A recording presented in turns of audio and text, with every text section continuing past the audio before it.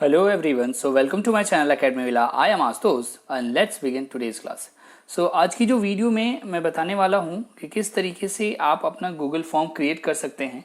और Google form थोड़ा इसमें भी है कि आप नॉर्मल गूगल फॉर्म तो आसानी से क्रिएट कर सकते हैं, लेकिन कुछ लोगों को दिक्कत ये भी आ रही होगी कि आप कैसे क्विज क्रिएट कर सकते हैं और उसमें आप नंबर्स वगैरह कैसे दे सकते हैं बच्चों को। और जैसे ही बच्चे क्वेश्चन सबमिट करें, आंसर सबमिट करें, अपना क्विज सबमिट करते ही उनको जो है आंसर भी रिवील हो जाए कि हाँ उन्होंने इतने नंबर स्कोर किए हैं, यानी कि रिजल्ट भी स्कोर करने का रिजल्ट भी जो शो करने का तरीका है वो भी मैं आपको आज बताऊंगा कि गूगल फॉर्म में कैसे करते हैं।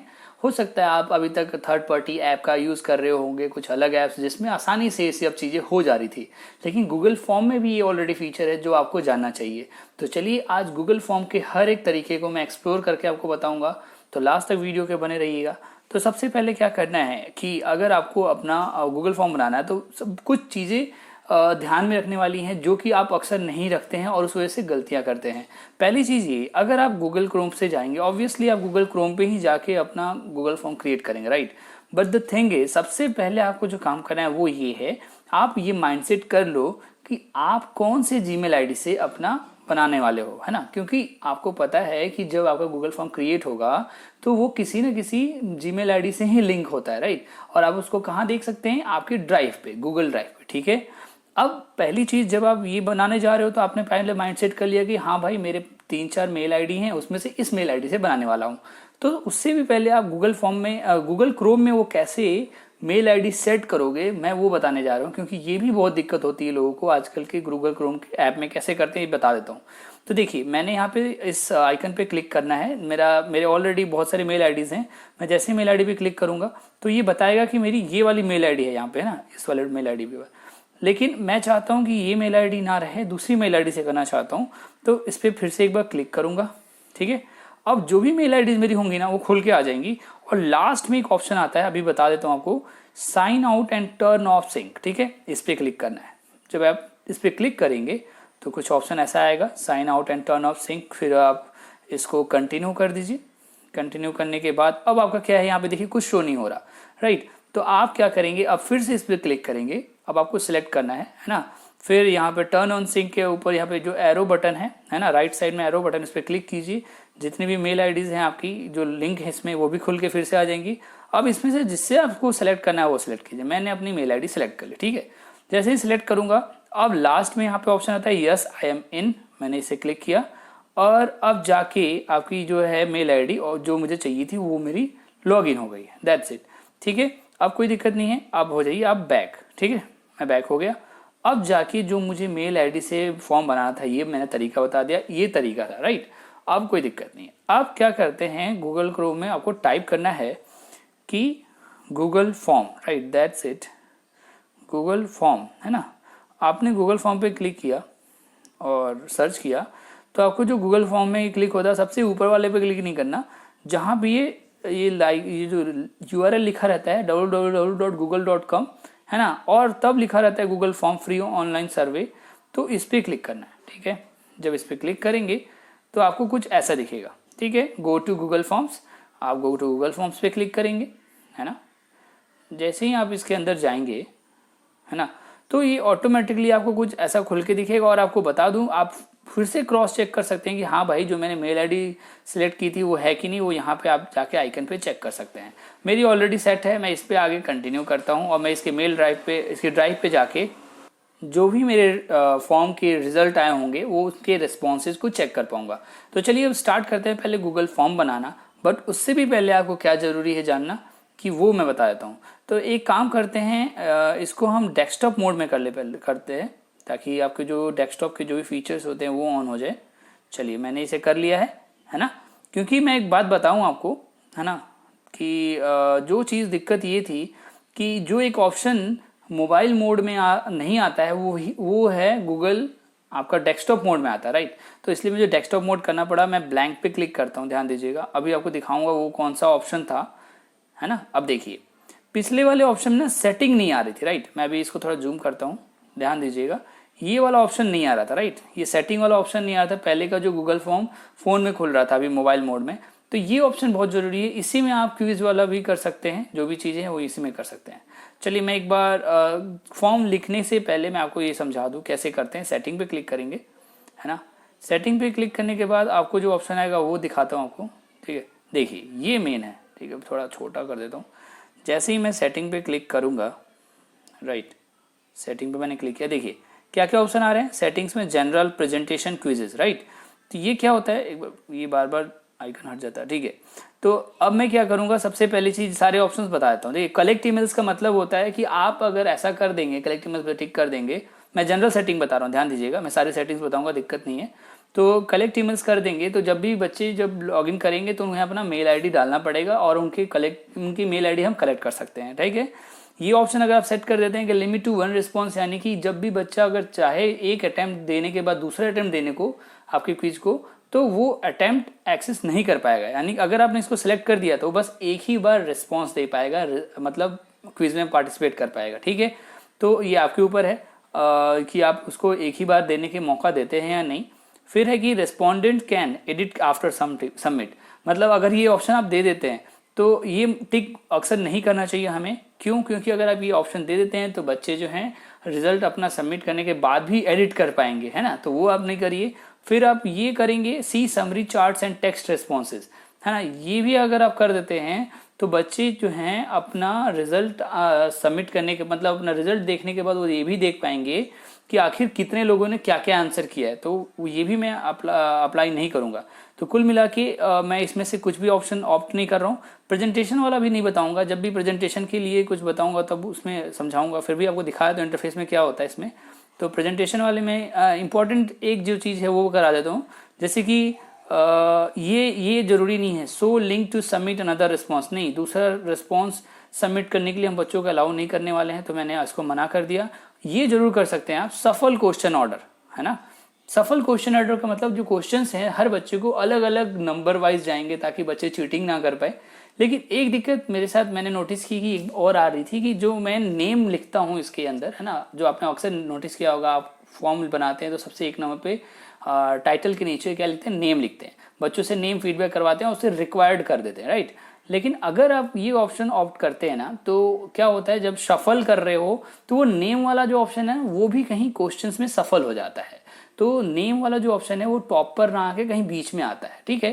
तो ये आपके लिए है कि आप देख सकते हैं, अगर आपने ऑर्डर सफल कर दिया तो हो सकता है कि नेम भी इधर उधर आए, तो उससे कोई मतलब नहीं है, कोई दिक्कत नहीं है। लेकिन हाँ, बच्चों को रैंडमली क्वेश्चन मिलेंगे, ये ज़्यादा फायदा हो जाता है। तो ये आपके ऊपर है, आप करना चाहते हैं कि नहीं। मैंने मान लीजिए और ये कर दिया, मैं कर देता हूँ, ठीक है। इससे थोड़ा बच्चों को दिक्कत का सामना जरूर करना पड़ेगा, लेकिन कोई बात नहीं है, थोड़ा टफ तो होना चाहिए, राइट। क्विज के ऊपर चलते हैं। अब मेन जो बात है यहाँ पर है ना, ये लिख रहा है कि मेक दिस अ क्विज। क्या इस गूगल फॉर्म को आप क्विज बनाना चाहते हैं? चलिए जी, इसे हमने टिक कर दिया। जैसे ही टिक किया इतने सारे ऑप्शन ऑन हो गए। आप क्या करना चाहते हैं कि रिलीज ग्रेड इमीडिएट आफ्टर इस सबमिशन, यानी कि जैसे ही बच्चे ने सबमिट किया कि आप चाहते हैं कि ग्रेड उसका शो हो जाए, तो चलिए इसे ऑन कर दीजिए, ठीक है। और ये भी ऑप्शन आप ऑप्ट कर सकते हैं कि नहीं भाई, बच्चे जब सबमिट करें तो उसी समय उन्हें रिजल्ट ना शो हो, मैं जब चाहूँ मैनुअली सब कुछ चेक कर लूँ तब हो। तो ये ऑप्शन अधिकतर लोग तब ऑप्ट करते हैं जब आपने जो एमसीक्यू के बजाय कुछ ऐसे सब्जेक्टिव क्वेश्चंस डाले हैं जिसके नंबर्स एक के बजाय कुछ और हैं, है ना। और आप चाहते हैं ऑब्वियसली जब शॉर्ट आंसर टाइप क्वेश्चन लिखोगे आप, तो उसमें क्या होगा, बच्चों के आंसर आपको देखोगे तभी तो आप मतलब टीचर्स आप लोग जो हैं उनका रिजल्ट दे सकेंगे, मार्क्स दे पाएंगे कितने नंबर का है। तो ये ऑप्शन तभी ऑप्ट करना चाहिए, राइट, कि हम बाद में रिव्यू करके आंसर करेंगे। लेकिन अभी क्विज बना रहे हैं तो हम क्या करते हैं, इमीडिएट आफ्टर ईच सबमिशन, ठीक है। चलिए ये भी बता दिया मैंने। अब क्या है, रेस्पोंडेंट कैन सी, मतलब रेस्पोंडेंट जो है, मतलब जो बच्चे आंसर कर रहे हैं वो क्या क्या देख सकते हैं। तो पहला ऑप्शन है कि मिस्ड क्वेश्चन, है ना। तो बच्चों को जब रिजल्ट सबमिट हो जाएगा तो उन्हें क्या क्या दिखेगा, वो अगर ये अब तीनों आप टिक करते हैं तो देखिए क्या क्या दिखेगा। मिस्ड क्वेश्चन, उन्होंने बच्चों ने क्या क्या मिस किया वो भी दिखाएगा उनको। फिर लास्ट में दिखाएगा कि करेक्ट आंसर क्या क्या थे, है ना, जो आपने गलती की है वो भी दिखाएगा, है ना। और साथ ही साथ पॉइंट वैल्यूज भी, यानी कि किसके कितने नंबर मिले हैं आपको, वो भी दिखेगा। तो मैं ये तीनों ऑन रखता हूँ और ये वाला ऑन रखता हूँ। That's it. और सेव करना बिल्कुल ना भूले, मैंने सेव कर दिया। दैट्स इट, मेरा ये क्विज बनके तैयार हो गया। क्विज का मतलब फॉर्मेट तैयार हो गया, राइट। मैं आपको सब कुछ दिखाऊंगा कि कैसे ये दूसरी तरफ बच्चों को खोलेगा भी। जल्दी जल्दी करते हैं। आप यहाँ पे क्लिक किया कीजिए। उससे भी पहले एक और आप काम कर सकते हैं, मैं बताता हूँ। ये चीज़ है ना, यहाँ पे आप नोटिस नहीं करते होंगे, यहाँ पे आप क्लिक करेंगे, जो चीज़ यहाँ लिखेंगे ना वो चीज़ यहाँ पर भी अपने आप ऑटोमेटिक आ जाएगी। देखिए मैं दिखाता हूँ। मैंने यहाँ पे क्लिक किया और मैं यहाँ पे क्लिक करके लिख देता हूँ, जैसे कि ABC स्कूल जो भी है ना, ABC स्कूल लिख दिया। और उसके बाद से इसी स्कूल का नाम मैं जैसे ही अभी लिख के यहाँ पे कहीं भी क्लिक करूँगा ना तो ऑटोमेटिकली आप देखिएगा इसका टाइटल चेंज होना चाहिए, राइट। देखते हैं, देखिए ऑटोमेटिकली चेंज हो गया। मैंने कहीं कुछ नहीं किया, ये चेंज हो गया। ठीक है, आप डिस्क्रिप्शन डालिए जो भी करना है। अब जल्दी से मैं दिखाता हूँ कि इसको मैं क्या करता हूँ। पहला नेम रख लेता हूँ। ठीक है, इसको सेट कर दे, इतना तो आपको आता ही होगा। नेम लिख दिया मैंने। और नेम लिखने के बाद मैं इसको जरूर रिक्वायर्ड करता हूँ, क्योंकि बच्चे जब तक ये नाम ना सबमिट करे तब तक फॉर्म सबमिट ही ना हो। तो ये मैंने नेम कर दिया, राइट। और इसको तो आप आंसर की, देखिए एक ऑप्शन आने लगा, पहले ये नहीं आता था आंसर की। अगर मैं अपनी क्विज वाली सेटिंग नहीं की होती ना, ये आंसर की नहीं आता। ठीक है, तो एक बात और ध्यान दीजिएगा कि बिना डेस्कटॉप मोड का ये नहीं बन पाएगा ना, डेस्कटॉप मोड ऑन करना ही पड़ेगा, वरना लैपटॉप में करना पड़ेगा। तो अब चलते हैं इसको दूसरा क्वेश्चन लेते हैं। यहाँ पे प्लस वाले आइकन पे क्लिक करेंगे तो दूसरा क्वेश्चन भी आ जाएगा, आपको भी पता है। मैंने ये क्लिक किया, सॉरी, क्लिक करते ही क्वेश्चन फिर से बन के आएगा। और देखिए यहाँ पे जब हमने रिक्वायर्ड किया है तो इस पर एस्ट्रिस्क मार्क भी आ चुका है रेड कलर का कि ये मैंडेटरी है। अब देखिए क्या करना है। मेरे को क्वेश्चन एक बनाता हूँ जल्दी से, जो भी है मतलब रैंडमली ले लिया मैंने, क्वेश्चन लिख लिया। फिर ऑप्शन 1 पे क्लिक करूँगा, जो भी ऑप्शन है वो टिक लिख देता हूँ, है ना। ये लिख दिया मैंने। ठीक है, जल्दी जल्दी करना है मुझे ताकि टाइम वेस्ट ना हो, और जो ज़रूरत की चीज़ है वो मैं ज़रूर आपको बता पाऊँ। मैंने सारे 3 ऑप्शन सेलेक्ट कर लिए। चलिए ठीक है, अब मेन बात समझने वाली क्या है, आपने ये भी ध्यान देना है कि ये MCQ सेलेक्ट हुआ हो, या ना। आप आपको पता है यहाँ पे जब चेक करेंगे तो क्या दिखेगा, इतने सारे ऑप्शंस आते हैं, शॉर्ट आंसर, पैराग्राफ। तो मैं आपको ये बोलूँगा मल्टीपल चॉइस सेलेक्ट होना चाहिए। आप देखिए क्या होगा, ये कुछ ऐसा दिखेगा, राइट। अब आप क्या कीजिए, आपको पता है कि इसमें से तीनों में से कौन सा आंसर करेक्ट है। मान लीजिए ये JSDJ की जो भी है, ये वाला आंसर सही है ना। तो मैं क्या करूँगा, बच्चों को ये अभी तक 0 पॉइंट्स लिख रहा है, कैसे करें कि इसको 1 पॉइंट मिल जाए। तो आंसर की पे क्लिक कीजिए। ठीक है, जैसे ही आप आंसर की पे क्लिक करेंगे तो इसका थोड़ा मोड चेंज हो जाएगा, देखिए कुछ अलग से दिखने लगा, राइट। अब आपको ये सिलेक्ट करना है कि कौन सा आंसर आपके हिसाब से सही है। इस क्वेश्चन का मैं आंसर सोच रहा हूँ ये वाला आंसर सही है। ठीक है, JSDK, मैंने इस पर क्लिक करना है। इस पर आप क्लिक करेंगे, देखिए मैं क्लिक करता हूँ। क्लिक करते ही ये ग्रीन हो जाएगा, देखिए ग्रीन हो गया ना।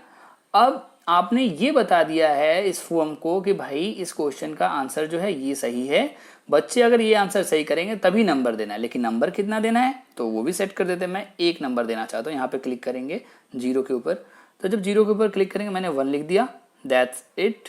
अब हम सिंपली इस क्वेश्चन को डन करेंगे और देखिए क्या होगा कि हमारा क्वेश्चन बन के तैयार। देखिए भाई क्वेश्चन तैयार हो चुका है। और अगर मैं एक फिर से नया अगर क्वेश्चन लेता हूँ तो देखिए क्या होगा अभी, है ना, वो दिखेगा आपको कुछ ऐसा। देखिए ये क्वेश्चन बिल्कुल सिंपल से दिख रहा है जैसा क्वेश्चन होता है ना। अब एक और क्वेश्चन मैं जल्दी से इसे भी कुछ लिख देता हूँ, है ना, थोड़ा बहुत, ताकि एटलीस्ट 2-3 क्वेश्चन है तो समझ में आए कि आप जब बच्चे सबमिट कर रहे हैं तो आंसर कैसा आ रहा है। ठीक है, मैं इसके भी वैसे ही ऑप्शंस वगैरह बना लेता हूँ जल्दी जल्दी करके। ठीक है, ये भी हो गया। अब मेरे को फिर से वही करना है, आंसर भी सिलेक्ट करना है, मल्टीपल चॉइस सेट कर दिया हमने। ठीक है, आंसर की पे जाएंगे, जैसे ही यहाँ पे क्लिक करेंगे आंसर की पे, वो फिर से खुल के आ गया। और मुझे आंसर सही वाला लेना है तो सबसे बड़ा जो लेटर वाला था मैं उसको सिलेक्ट कर देता हूँ। चलो ये आंसर सही है मान लो, है ना। मेरे लिए मैंने आंसर सेट, नंबर भी दे देता हूँ, है ना, 1 नंबर, और ये डन। ठीक है जी, आपके 2 क्वेश्चन सेट हो चुके हैं। ठीक है, देखिए यहाँ पे दिखाने भी लगा आंसर की 1 पॉइंट है, और ये भी दिखा रहा है कि हाँ ये सही है। इसकी टेंशन मत लें कि ये बच्चों को दिखेगा, बच्चों को ये ऐसे ही दिखेगा, है ना। ठीक है, चलिए कुल मिला के मेरा फॉर्म सबमिट हो चुका है और मेरे जो टोटल पॉइंट्स है वो भी दिखा रहा है। ध्यान देने वाली चीज़ें आपको पता होना चाहिए, आपके इंटरफेस पे जितनी सारी चीज़ें दिख रही है ना सबको देखना चाहिए आपको। यहाँ पे लिख रहा है टोटल पॉइंट्स, यानी कि 2 नंबर का ये मेरा क्विज सेट हो गया है। अब मैं चलता हूँ इसको सेंड करने, राइट। चलिए बच्चों को मैं, यही मेरा फॉर्म बन गया है और मैं सेंड कर रहा हूँ। मैं आपको अभी जल्दीबाजी में कर रहा हूँ क्योंकि बहुत सारी चीज़ें हैं अभी बताने की। तो मैंने इसको सेंड पे क्लिक किया, है ना। सेंड पे जैसे ही क्लिक करूँगा इतने सारे ऑप्शंस आते हैं। अगर किसी को नहीं पता कि कौन कौन सी चीज़ें क्या, मैं ये सारी चीज़ें यहाँ पे इन्वेट बता देता हूँ। देखिए ये है, आप डायरेक्टली किसी को मेल कर सकते हैं, मेल ID लिखिए, उसको चला जाएगा। मैं ये नहीं करना चाहता, मैं लिंक लेना चाहता हूँ कि बच्चों को शेयर कर दो। लिंक पे क्लिक करूँगा, ये लिंक का साइन है, यहाँ पे इतना लंबा लाइन लिंक आ रहा है तो मैं इसको शॉर्टन कर लेता हूँ। ठीक है, मैंने जैसे ही इसको शॉर्टन वाले क्लिप पे क्लिक किया तो इस यूआरएल छोटा हो गया मेरा। अब मैं इसको कॉपी कर लूँगा। ठीक है जी, इसको मैंने कॉपी कर लिया। देखिए यहाँ पे कॉपी टू क्लिपबोर्ड आ रहा है, ये कॉपी हो चुका है। अब मैं कहीं भी क्लिक करूँगा, ये हटा सकता हूँ, कोई दिक्कत नहीं है। सॉरी, यहाँ पे क्रॉस आ रहा है, इसे हटा देते हैं। चलो, हमारा क्वेश्चन जो है बन चुका है। और मैं बता दूं कि एक यूआरएल जो आपने कॉपी किया है ये तब तक ही बच्चों को इस तरीके से दिखेगा जब तक आपने इसमें कुछ छेड़छाड़ नहीं की। अगर आप फिर से आएँ और इस फॉर्म में कुछ छेड़छाड़ कर दिया, मतलब इन द सेंस कि आपने दूसरा क्वेश्चन भी एक ऐड कर दिया, आप भी ऐसा मत सोचना कि जो बच्चों को आपने यूआरएल भेजा उसी यूआरएल से बच्चे वो तीसरा क्वेश्चन भी देख पाएंगे। नहीं, आपको फिर से इसका यूआरएल ऐसे ही करके यहाँ पे सेंड पे जाएंगे, यूआरएल निकालेंगे और फिर वो नया वाला यूआरएल बच्चों को भेजेंगे। ये ध्यान रखिएगा, बहुत लोग ऐसी गलती करते हैं। तो चलिए अब क्या करते हैं, जल्दी से एक नया टैब खोलता हूँ और उसमें जो मैंने कॉपी किया है यानी कि जो बच्चों को शेयर कर रहा हूँ वो बच्चों को कैसा दिखेगा वो कर लेते हैं, है ना। तो मैं एक काम करता हूँ, मैं यहाँ पे एक नया टैब ही खोल लेता हूँ, है ना। देखते हैं, न्यू टैब, है ना। न्यू टैब पर क्लिक किया, न्यू टैब आ जाएगा। अब मैं यहाँ पे वो जो कॉपी की थी यूआरएल उसको पेस्ट कर देता हूँ। देखिए ये आ रहा मेरा, पेस्ट कर देता हूँ। पेस्ट किया, ओके किया। थोड़ा सा टाइम लगेगा, गूगल फॉर्म खुल जाएगा। देखिएगा अभी, देखिए जी गूगल फॉर्म खुल चुका है। अब बच्चे कैसे आंसर, देखिए मैंने बोला था ना नेम यहाँ पे सफल होगा, क्योंकि हमने क्या ऑप्ट किया था, शफल वाला। क्वेश्चन इनके इधर उधर आएंगे, हर बच्चा खोलेगा ना उसको कहीं ना कहीं ये क्वेश्चन, ये अभी अगर आपको 1 नंबर पे दिख रहा है बच्चे को कहीं और दिखेगा 3 या 2 नंबर पे, है ना। तो देखिए मेरे को कैसे भी करके नेम वाला करना है, बच्चे अपना क्वेश्चन कर रहे होंगे। जैसे बच्चे ने पहला क्वेश्चन देखा, उसने कैसे भी इसे मार दिया आंसर, मेरे ख्याल से मुझे जहाँ तक याद है गलत वाला आंसर है ना। और यहाँ पे बच्चे ने नाम अपना लिख दिया, है ना, जो भी है नाम में तो कोई भी डाल सकता, कुछ भी सही डालना चाहिए। और अब मुझे याद है ये आंसर सही वाला था, मैं इसको टिक कर देता हूँ। यानी कि कुल मिला के मुझे मेरे ख्याल से 2 नंबर मिलने, 1 नंबर मिलना चाहिए ना। चलिए मैं सबमिट करता हूँ, है ना। सबमिट किया मैंने। सबमिट करने पे देखिए अब आपको ऑप्शन आ रहा है व्यू स्कोर। चलिए भाई ये भी देख लेते हैं। व्यू स्कोर पे क्या दिखा रहा है, ये लो भाई, टोटल पॉइंट 1 आउट ऑफ 2, यानी कि 2 में से आपको 1 नंबर मिले हैं, आपने ये गलत किया है ना। करेक्ट आंसर भी बता दिया इसने, JSGT के ये जो आंसर था सही था। और देखिए ये वाला आपका आंसर सही हो चुका है, ग्रीन, है ना। That's it. तो ये मुझे बहुत अच्छा लगा ऑप्शन, मेरे को भी नहीं पता था, लेकिन मैंने जैसे ही पता किया मैंने तुरंत सोचा कि वीडियोस बनाऊं आपके लिए भेजूं, ताकि जितने बार हमारे टीचर लोग हैं, हमारे टीचर फ्रेंड्स हैं, उनको हेल्प मिले और दिक्कत ना हो उनको फॉर्म बनाने में। तो आई होप इस वीडियो के जरिए मैंने सारी चीज़ें कवर की हैं। अगर फिर भी कुछ रह जा रहा है तो आप प्लीज़ मुझे कमेंट सेक्शन में लिख के बताएं और मैं ऐसे वीडियोज़ आपके लिए और लेते आया करूँगा। तब तक के लिए stay home, stay safe. Thank you so much.